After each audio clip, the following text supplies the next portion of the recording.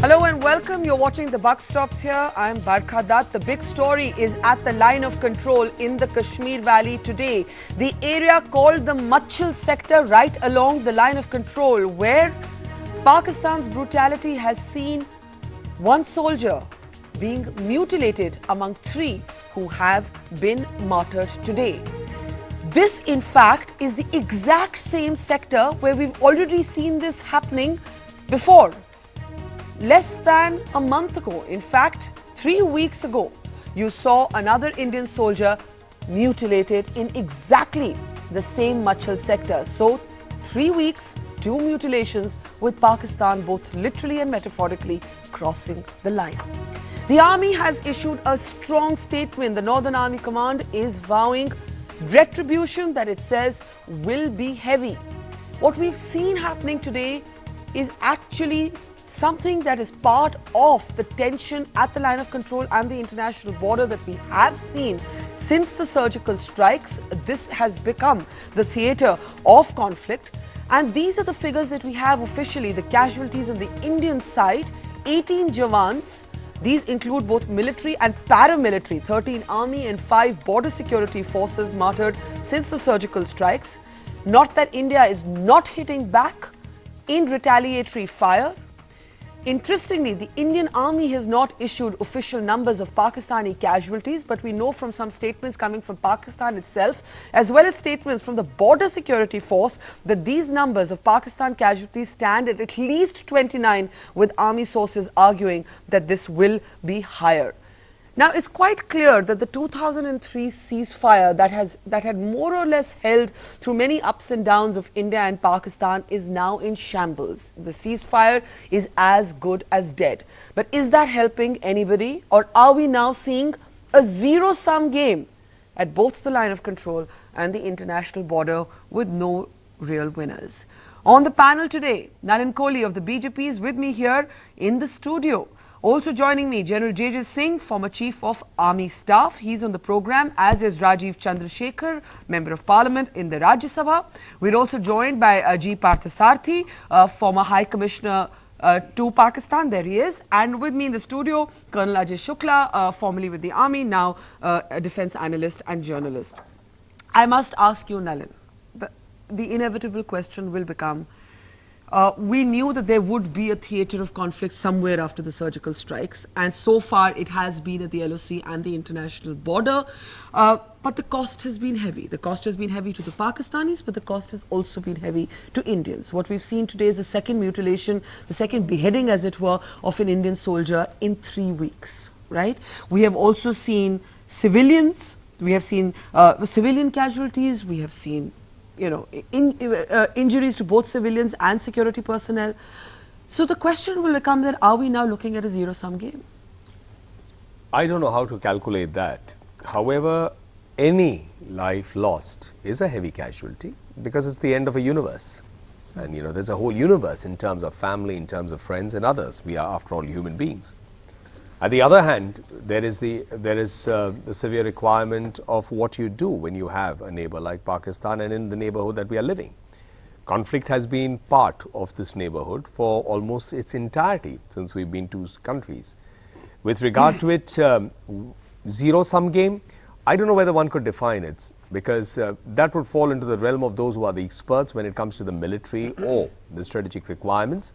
And I think what's important is, from a political perspective, is whether the political leadership has the depth and the, if I may say, the will to allow those who need to take the decision in terms of actual issues related to the line of control, whether they are willing to give that and give it the responsibility of that to them and give them a free hand. And that evidently seems to be a little bit of a change over what we've seen in the past. So the army, when they say they'll take any kind of action they deem fit, that will be befitting in whatever manner they deem fit, they are entitled to do so. So I think from a government perspective, the will is there to let the armed forces do what they deem.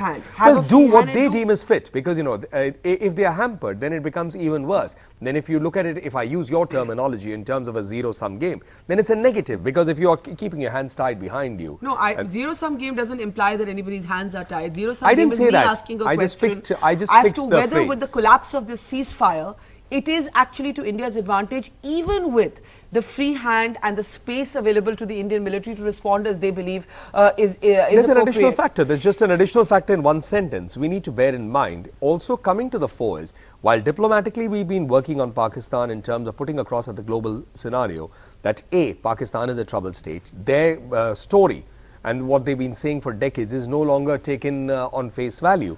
But the important thing is it's becoming clear that the Pakistani army is almost behaving not like an international army, but behaving purely in terms of what you expect from militant organizations. And I agree with that. This is just not what you see from professional armies. I agree with that. The question that concerns me is therefore what are the options before India? Are we looking at an escalatory situation, an escalation that has certainly taken place at the border and the LOC, but one that has so far remained confined to that area. Let me bring in Ambassador Parthasarathi. In some ways, sir, ever since the surgical strikes, there was an expectation that Pakistan would look for ways to hit back. They have chosen to disrupt the ceasefire of 2003. But at some point, we will start having to ask ourselves the question, is this to our advantage?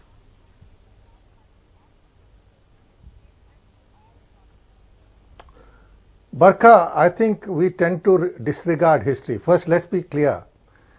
General Rahil Sharif has posed himself as a hero. He's been very brave in fighting Sindhis, Baluchis and Pashtuns. But the surgical strike has really hit him because all his denials, the army knows what happened. And he was at the border 3 days ago. This is the first point. And he's leaving. He wants his izzat, which has been very, very badly dented, to be restored. So he will do it before he leaves on the 29th. Secondly is, I think, Barkha, you should stop using these terms like zero-sum game. I think that is ridiculous. Please don't forget history. Pakistan, it was not we who asked for a ceasefire. It was Musharraf who begged for a ceasefire. I recall speaking to General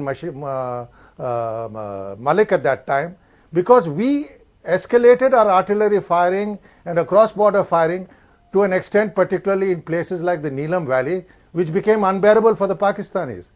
They sued for the ceasefire, not us. But we tied it to their ending cross-border terrorism and infiltration. So it was a package deal. Right. The ceasefire comes in, which they asked for, which we responded to. Yes. In return for their ending cross-border infiltration. In fairness to General Musharraf, as long as he wielded authority, he kept that assurance he gave between 2003 and 2007. Right. So let's not confuse history. I think there is much space left for further escalation strategically, and let's not get into zero-sum games at this stage. Secondly, we have several other options now. 2015, 2016 is not 2001 or 2002 or 2003.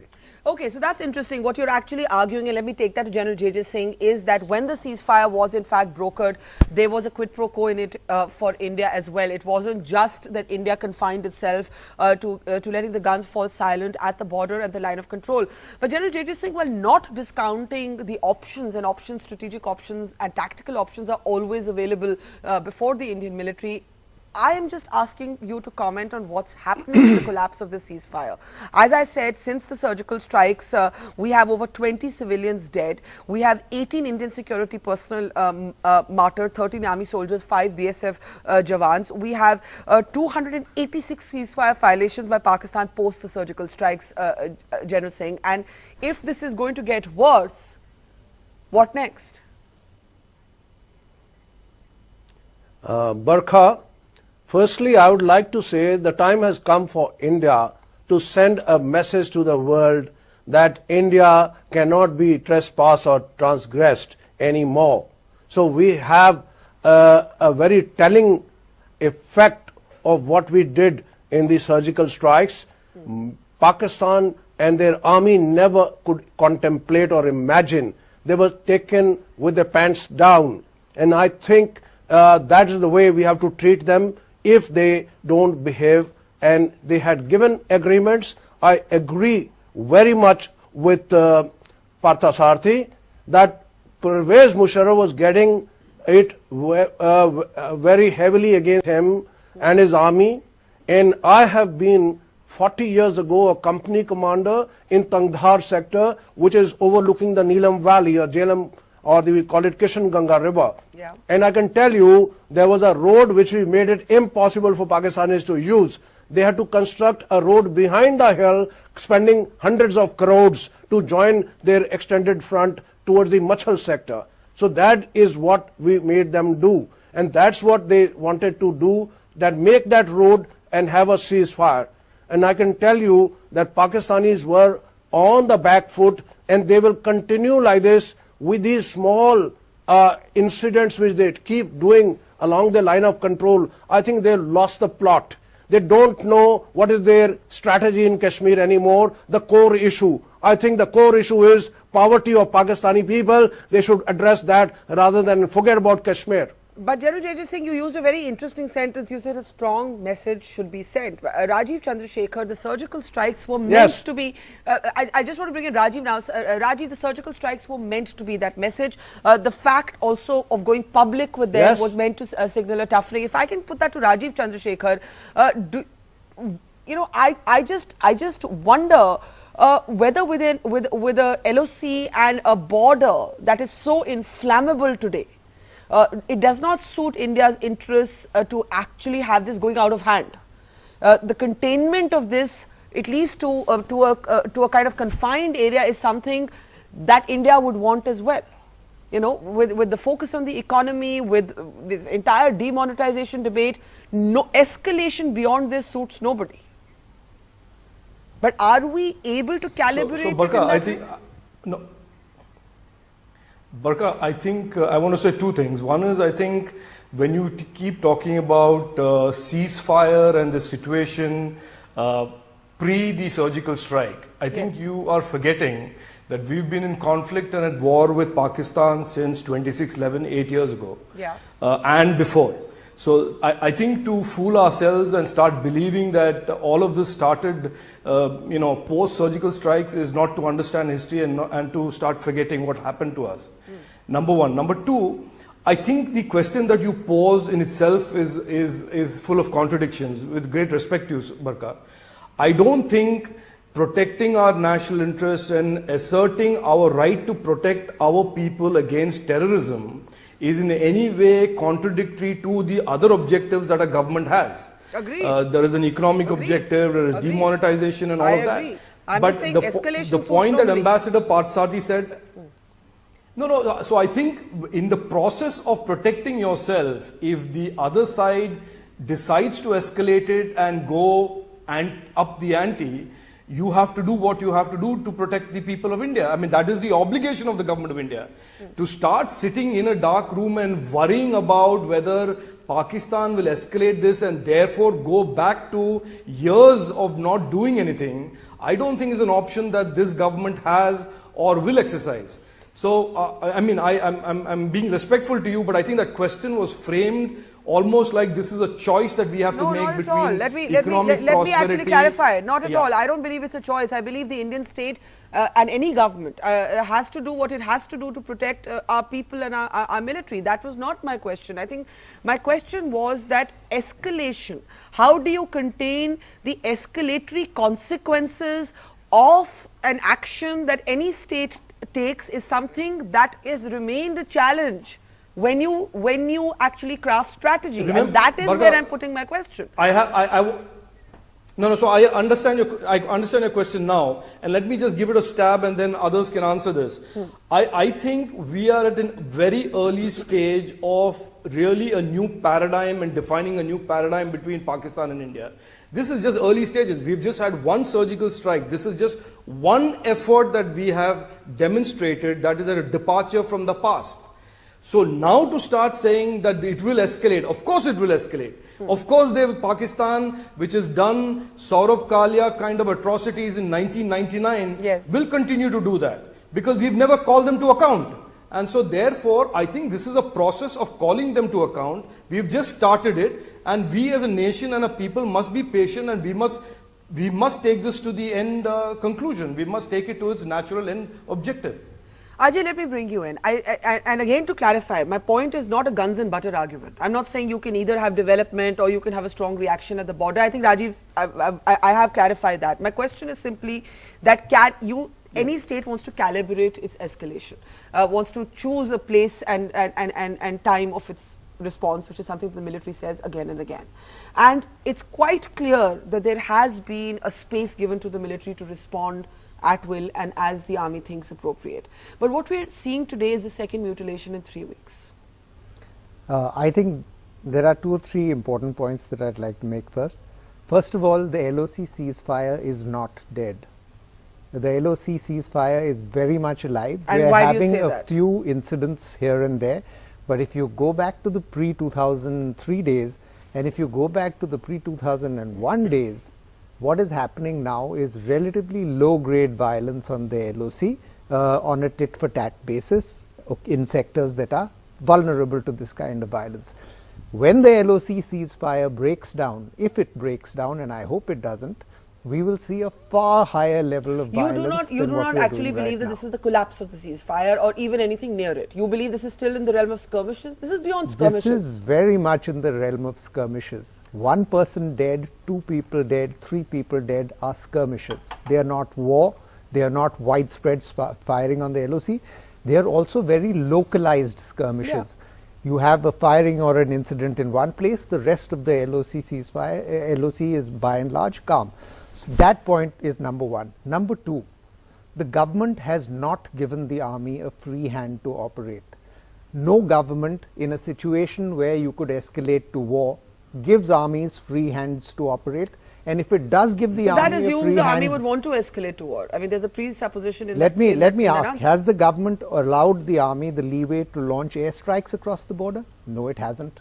So it's not given a free hand. We don't know. The answer would be we don't know because we don't know what the army wants to do. Well, and quite naturally would not discuss it on a television In show. an army, in a situation like this, where we had so-called surgical strikes launched to punish Pakistan, to send a political message to Pakistan, we were saying on television, people like myself, even at that time in the way when there was widespread triumphalism that we have shown Pakistan, that actually only a very mild message has been sent and that it will be retaliated to, and these kind of retaliations and tit-for-tats that you're seeing are evidence that that was not really a strong message to Pakistan. So you're saying that this is proving, this tension at the LOC and the border is proving that the surgical strikes were not a strong enough message. The surgical strikes were by no means a strong enough message.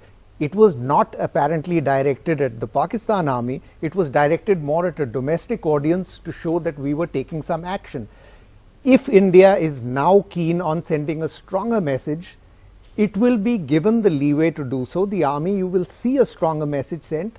The aim of the game is not to declare victory on television channels. It's to send a message on the ground that forces the Pakistan army to keep quiet and back off.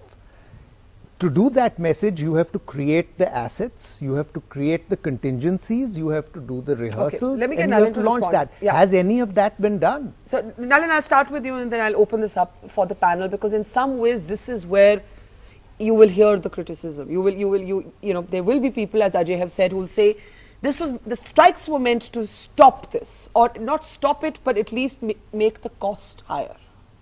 Increase the cost for Pakistan. First, I don't agree with Ajay's construct in terms of saying it was for a political message, because I think, you know, political leadership, and I would give that to most governments, and certainly under Prime Minister Modi, is not here to play with Indian lives and put the Indian soldier at risk for a political message.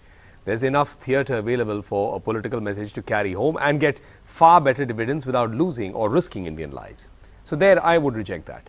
The second part is with regard to the surgical strikes or objective. It is about putting a new paradigm in place, that yes, if we need to go even relatively deeper than what may have happened in the past just on the border, yes, we are willing to do that and inflict damage on a very targeted group, which is the terrorist. The third is, I think we need to bear in mind, and we forget the obvious construct, and I'm not a military expert, I've not been in the army, but what comes to me as a political person or who's analyzing the situation is that the Pakistani army is not fighting for the last 30 years India on conventional terms. It's fighting it through a terrorist network. Yes. And I'm prone to believe that the army itself is an extension of that terrorist network, if not already a terrorist network. Because what you're seeing regularly you're saying the Pakistan army is absolutely is an extension of, yes, of or a terrorist because network. you see, if you depend so conclusively and so intrinsically with terrorism as an instrument of your retaliation or of your offensive, then you have to But start to the believing. but Ajay is arguing that the surgical strikes were not that tough message. Otherwise, we would not see the border. Okay. So let me get in general. But I had just one sentence more to finish on this. Yeah, and to build on the same, of course. Yeah. And they will be far more. Partha Sarathy or Yes. Can I come in, Barkha? Just give me a moment, sir. Just a moment, sir. Can so I I just come want in, to, just to Barkha? make a moment, sir. Just one sentence more is, and I'm again placing myself, because the mutilation and all you don't see from professional armies. You don't see armies engaging in drug trade or in arms trade or trying to promote terrorist networks in the neighborhood beyond India to Afghanistan.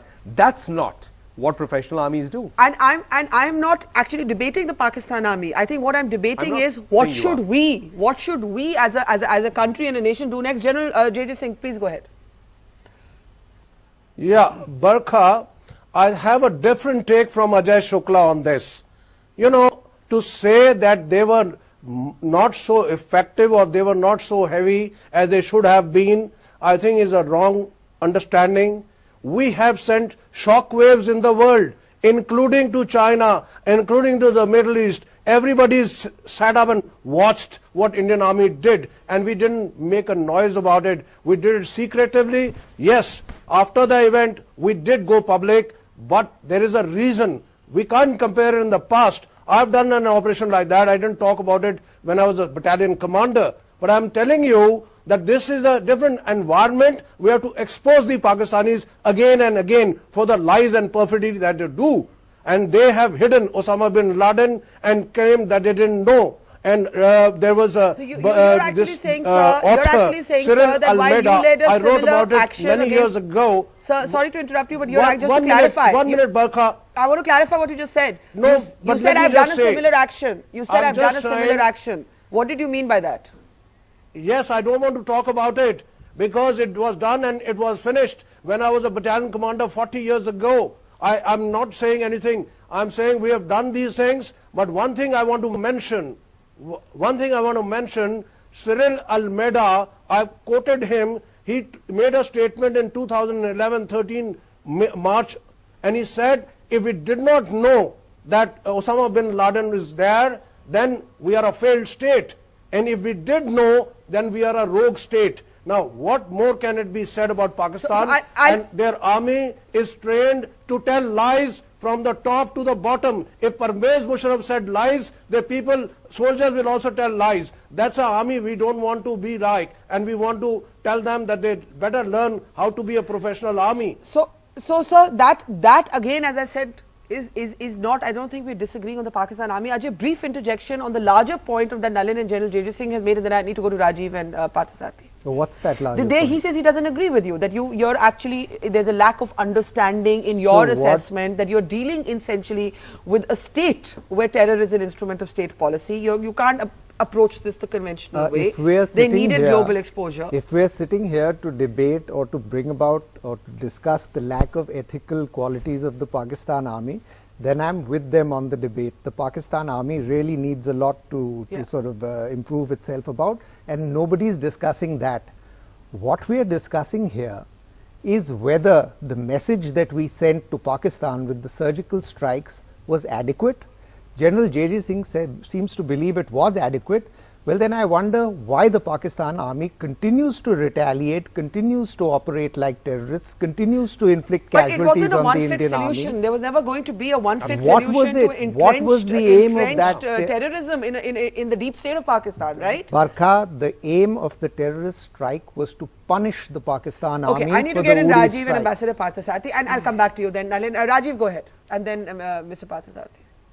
No, so with great respect to Ajay, I think he is heavily invested in his skepticism of the surgical strike. There is nobody on this planet who believes that one surgical strike will change the mind of a Pakistan army that is invested in a certain strategy for 70 years. That is not the case that anybody is making. And if Ajay believes that he wants a magic strike out of the thunderbolt from the heavens to come down and alter the mind of the Pakistan army, then he'll have to wait a long time. This is going to be a change in the approach of the Indian army and the Indian political leadership towards the problem of Pakistan. It started with the surgical strike, and there will be many more things that the Indian government and the Indian army will do to Pakistan to finally get it to see what is right and what is wrong.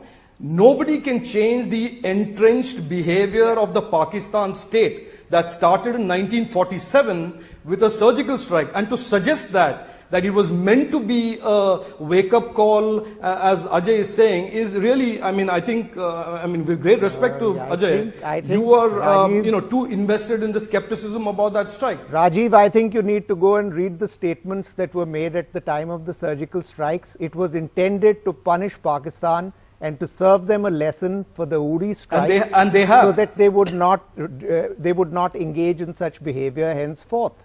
Now you're waiting for this thunderbolt from heaven. We are not waiting for a thunderbolt from heaven. We are waiting for you a are waiting for a thunderbolt. I'm not waiting. I'm waiting for a credible military action that will serve to punish Pakistan's army in order to deter them and to prevent them from acting in such. This is not difficult to understand. Try and wrap your head around it. Okay, maybe we'll get into what. No. I understand it very well. I'm only making the point that you. Yeah. Sorry. Rajiv, complete your sentence. I need to go to Ambassador Parthasarathi and then Singh. I don't want to get into a tutu meme with Ajay on live TV, but I am saying that the surgical strike, to argue that the surgical strike has not sent a message to Pakistan is to ignore the obvious. Okay. But having said that, I am making the point that the surgical strike is the first step in a changed approach towards the Pakistani state and the Pakistani army. Okay, now, yes, as Ajay says, there should be many more credible steps, and we will wait and see what the Indian army need to get Ambassador Parthasarathi in and then General Tejas Singh. Ambassador Parthasarathi, I think the argument I'm hearing from Rajiv and Nalin and General Tejas Singh is that not only the strikes but the announcement of the strikes having taken place was more than anything else changing the rules of the game and indicating that the Pakistan doctrine of India had changed, that in some ways we were also calling out what Ram Madhav called the nuclear bogey, where it was earlier assumed that you couldn't actually declare your military action because it would then inevitably lead to a kind of overt escalation. Have the rules of the game really changed post the strikes? Because that is what the tension of the LOC and the IB will make us ask ourselves. We are going into tactics rather than strategy. Armies are a part of the projection of power. What you exercise in a situation now is what is called as comprehensive power, comprehensive national power. That includes your covert capabilities, and I think what Mr. Modi said about Balochistan speaks for itself on that score. Yeah. It includes your diplomatic capabilities. Yes. The fact of the matter is Pakistan has not been able to host the SAARC summit, and we are moving away from SAARC to BIMSTEC. Yeah. So that looks at the diplomatic part of it. Third is the advent of a regime in the United States which is not going to pussyfoot around on radical Islamic terrorism, which is what Pakistan sponsors. So this is a part of the exercise of comprehensive national power. Let's be clear, what Ram Madhav has said I am willing to agree with, because primarily we've called the Pakistani nuclear bluff.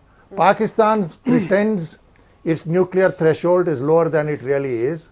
We know from General Khalid Kidwai what their nuclear thresholds are, and we are acting accordingly. We are not running scared of that any longer. Okay. That is the importance of the surgical strike, not whether we achieved results or whether we did not. I think that's that is the signal which has gone. I don't. Now, the fact of the matter is, the fact of the matter, the fact of the matter is that I have seen Indian soldiers beheaded from the days of the Harkatul Jihadul Islam Islami since 1997. We have responded. They are barbarians, they should be treated as barbarians. Secondly, the fact of the matter is that we should now realize there is still considerable space for using comprehensive national power, whether covert, whether diplomatic, or whether military.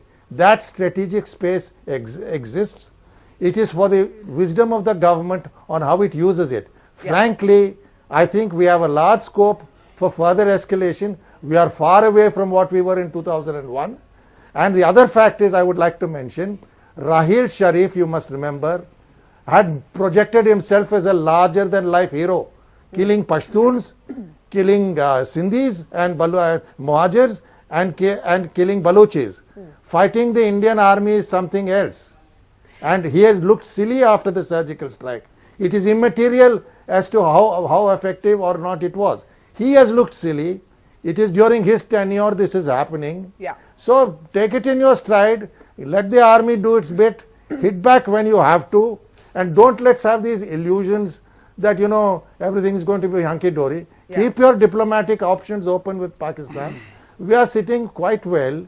And let's not worry. Nothing is going to happen. It will escalate to levels which both sides Which can be bear. managed.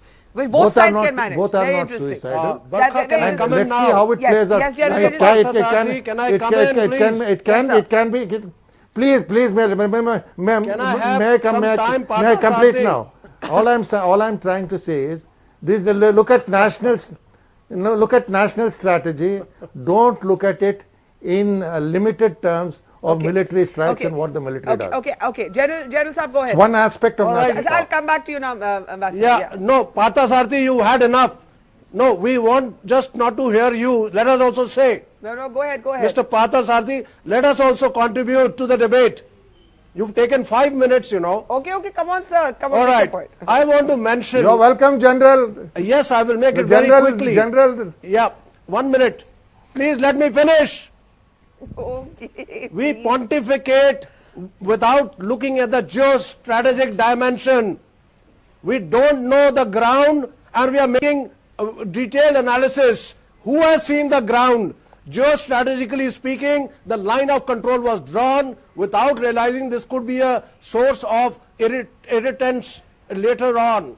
There is why you say Machil is the area where they act. Machil gives them a strategic advantage. It's in a deep forest and the Kishanganga river is on their side.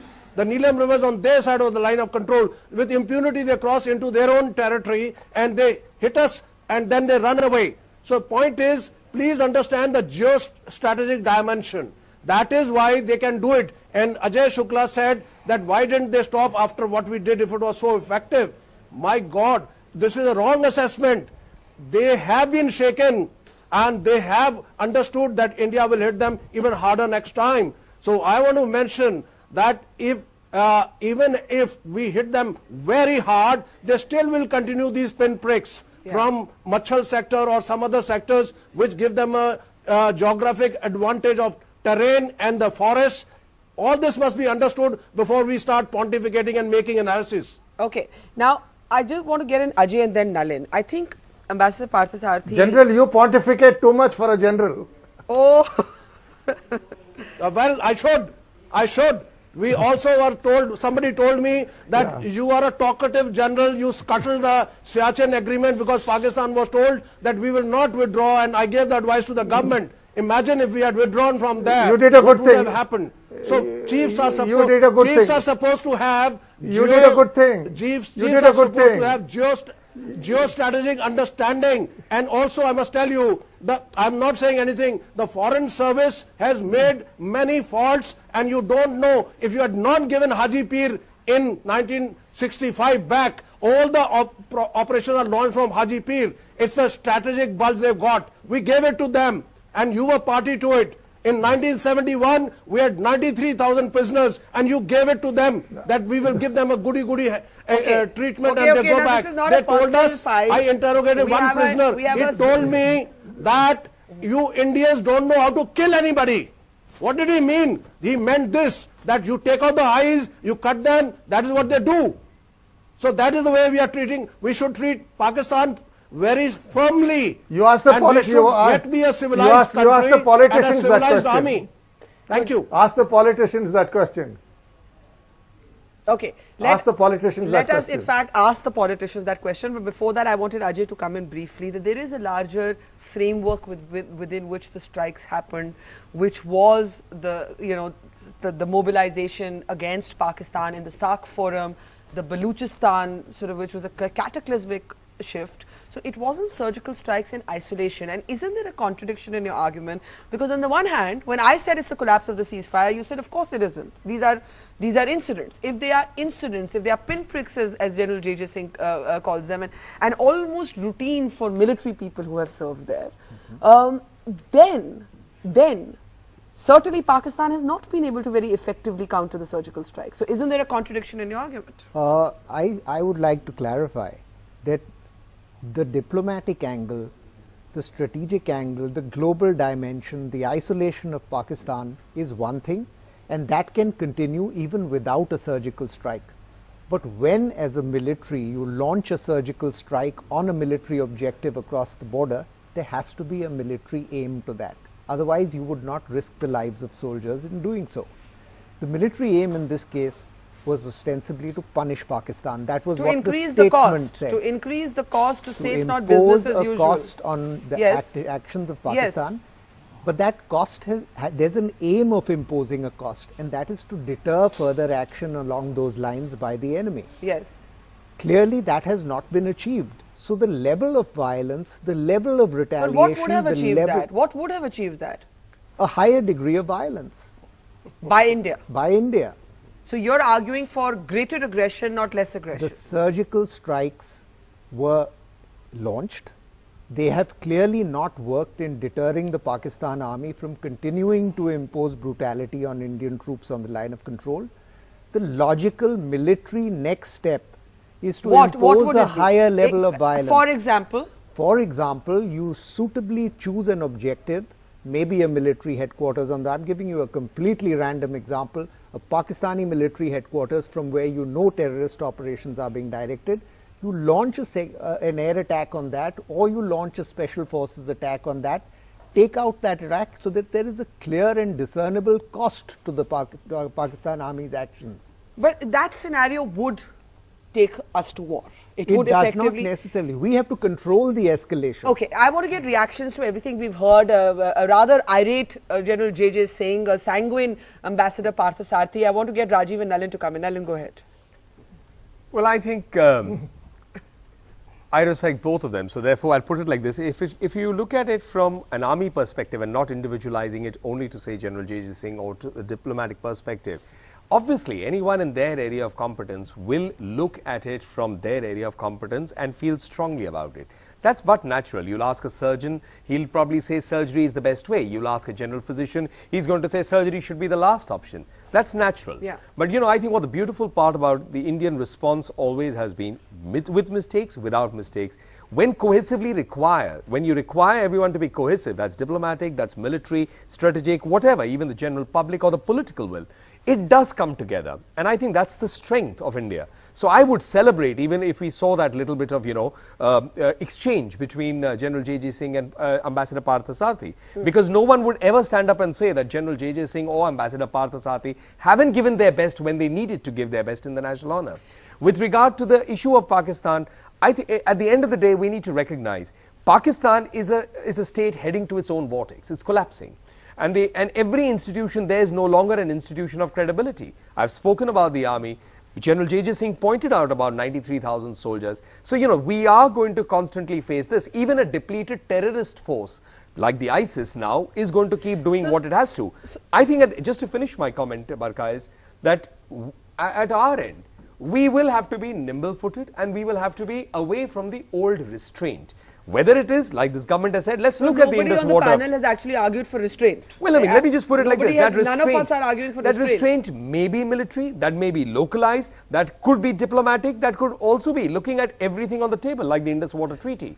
So, I mean, I think we are the new normal, as Mr. Jaitley says, for the demonetization. This is the new normal for India, the new normal is changing for Pakistan. So, Rajiv, and then I'll start getting last comments. I'll start with Rajiv. Yeah.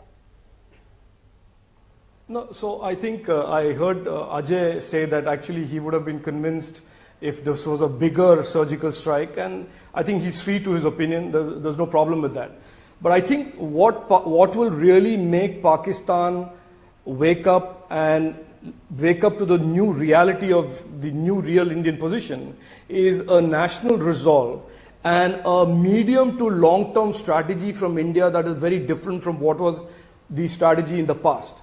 and that military options, surgical strikes, extraordinary surgical strikes, etc., are part of the toolkit that India will exercise. This must become visible to Pakistan, and it will become visible to Pakistan only with time. As we use our diplomatic tools, as we use our economic power, as we use our trade and sanction powers and the military power. So the new normal, to quote Nalin, will become obvious to Pakistan, has to become obvious to Pakistan, but will become obvious to Pakistan not because of one surgical strike or two surgical strikes or taking out a battalion headquarters. It will happen as a conscious change in our behavior as a nation and a people to Pakistan, and that will take time. I think we need to be patient. You should not panic, Barka. Nobody should panic. There is enough room, as Ambassador Parthsarthi said, to escalate this. And if escalation is what Pakistan wants, we should not, blink and say, no, we are afraid of escalation. Again, I think today this whole program, for the first time, you totally misunderstood me. I am not arguing that, we should sit back because we're so terrified of what may come next. I am simply raising a question of what's happening at the border and saying, is it the end of the ceasefire? And if it is the end of the ceasefire, on which there is no agreement, then is that necessarily to our benefit? That is the singular only question I have. And we may say, as a country, let's end the ceasefire is not the cornerstone of our response. One point, Barkha, please. Yes. 1 minute, I'm letting Rajiv. I'll let Rajiv complete his point. Let Rajiv complete his point. Yeah, Rajiv. Barkha, I'm sorry if I misunderstood you, but I am just making a limited point. These are very early days in what is obviously a very new approach to our approach to Pakistan. Fair enough. This is early days. The surgical strike is a first gambit that we have shown them. Okay. So I think we have to show a national resolve to Pakistan that this is not business as usual. This is a completely new approach, and we are going to stay the course, come what may. Okay, thank you, Rajiv. I want to bring in Ambassador Parthsarthi, and then I'm coming to you, General JJ Singh. Ambassador Parthsarthi, first, if you would like to express the anger that erupted perhaps involuntarily in General JJ Singh's comments, where he spoke about the military being let down, that, just when they believe they've taken firm action, something will happen, the peaceniks in government will take over, realpolitik will take over, the bureaucrats in the foreign ministry will take over. That's what he said.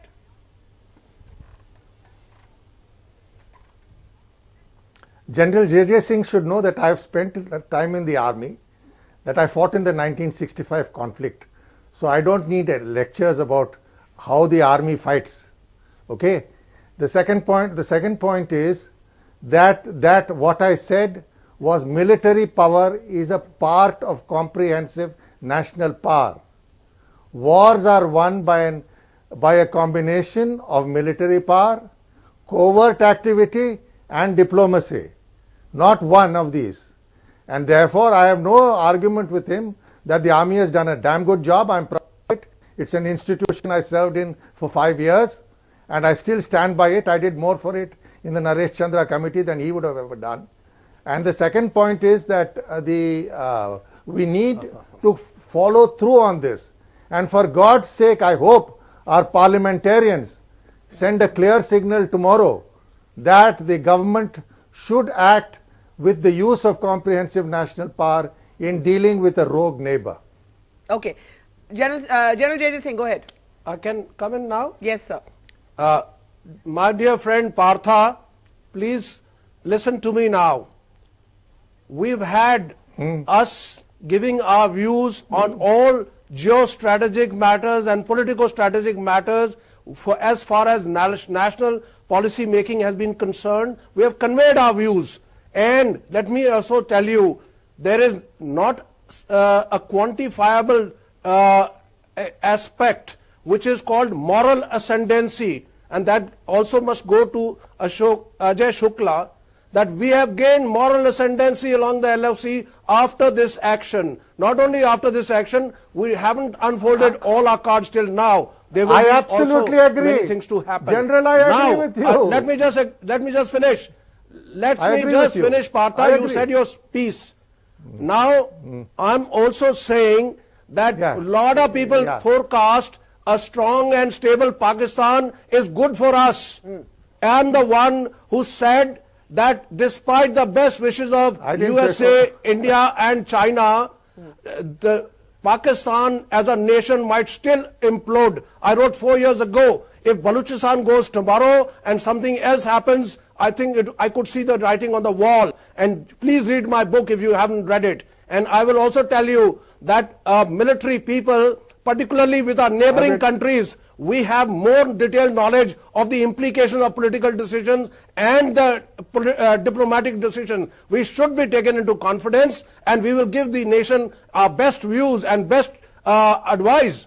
So I feel at times we made the Sri Lanka blunder without asking the army before we went in. It was just done. And many things have happened like that. So please then get into this issue. And I'm not irate, I'm not angry despite what Barkha said. I'm effective, I'm forceful, and I've always been like that. Thank you. Yes, sir. I'm too scared to say anything now after this. No, more seriously, I didn't mean irate. I did not mean irate in any sort of judgmental way. I was saying that you made a forceful point. Ambassador Patil, don't worry, it doesn't matter. It doesn't matter. But there are serious points that both of you have in fact raised. And Nalin, I want to bring you in something we haven't spoken about, because we've spoken about calling Pakistan's nuclear bluff. You had a contentious statement from the defense minister recently on no first use when it comes to our nuclear doctrine, later clarified to be his personal opinion, right? But it has, in a sense, set the cat among the pigeons. Well, if you'd ask me... What is this new normal about? How deep does this new normal go? Well, I think this new normal and how seriously should we take the defense minister's own opinion? Yeah, of course. I think you should own take opinion, yes, not his absolutely. official position. The defense minister, like every Indian citizen under Article 19(1)(a), is entitled to have an opinion, as do I. And in fact, I would relate with what he was saying. I think you believe that we should review our no first use? I didn't say that. I'm just simply saying. You said you relate to what he said. Yes. You didn't hear me. I'm also an advocate, so let me finish my entire. Finish my entire comment. Barkha, may I just finish my comment, sir? Please. I'm making a point, sir. Partha, sir. May I add to that after? Yeah, let me just finish that.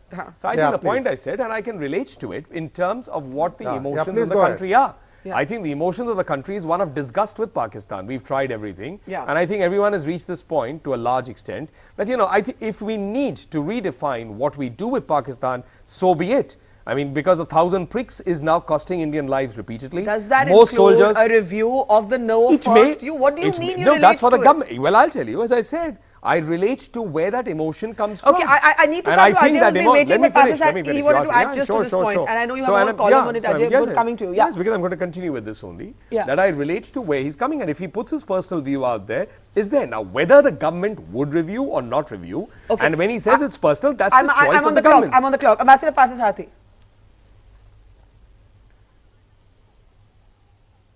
Just one little point.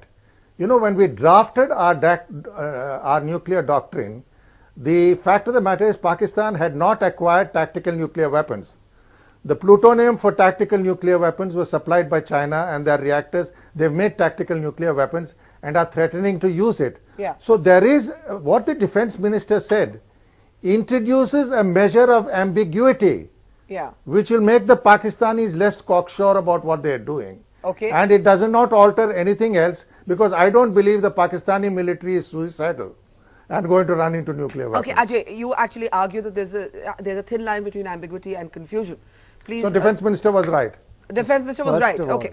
First of all, to talk about testing Pakistan or calling Pakistan's nuclear bluff through a cross-border strike on a sort of camp in the vicinity of the border is to display military ignorance, because that was never the Pakistan's nuclear threshold anyway. Pakistan was not going to react with a nuclear strike to a strike on the border. It was for a much larger eventuality. So let's not mix up these two. Secondly, as far as no first use goes, that is not the issue. India, are we suggesting, or was Mr. Parikar suggesting, that we might respond to a terrorist attack with a nuclear strike? Because if he was suggesting that, I would say he was being somewhat irresponsible.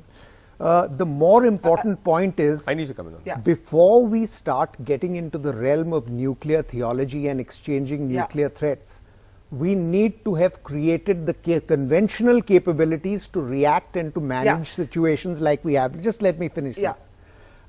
Which we have not. When the government says, we have given the military a free hand, essentially what it's saying is, I don't want to be bothered with this, you deal with it.